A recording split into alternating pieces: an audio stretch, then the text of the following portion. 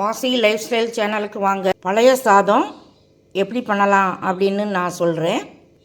நாள் சமையல் பண்ண சாதத்தில் மீதம் இருந்ததுன்னா நைட்டில் தண்ணி ஊற்றி கொஞ்சமாக உப்பு போட்டு தண்ணி ஊற்றி வச்சிட்டா காலையில் நல்லா ஊறி போயிருக்கும்.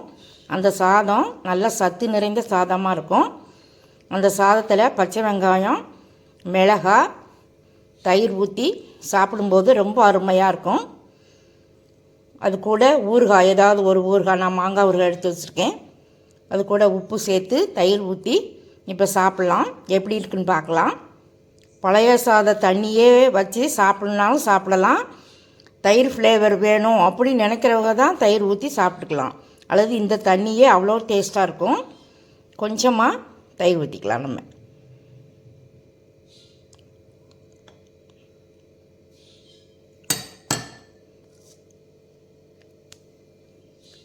ஒரு பிஞ்ச் உப்பு சேர்த்துக்கிறேன்.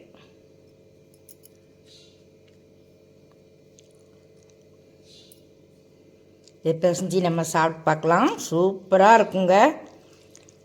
காலையில் எங்கள் வீட்டில் இன்றைக்கி இந்த பழைய சாதம் தான். வெங்காயம் கூட வச்சு அப்படியே சாப்பிட்டு பார்க்கலாம்.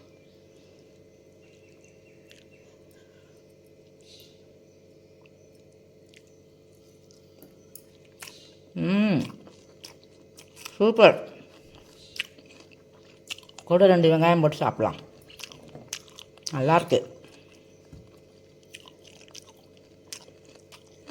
சாப்பிட்டுட்டே இருக்கலாம் போல இருக்குது.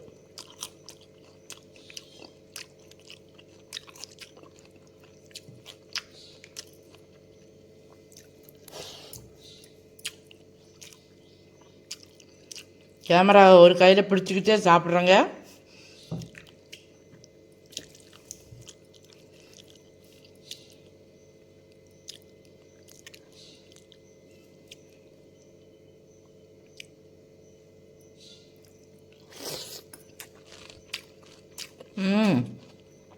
ரொம்ப அருமையாக இருக்குது. சாப்பிட்டுட்டே இருக்கணும் போல இருக்குது.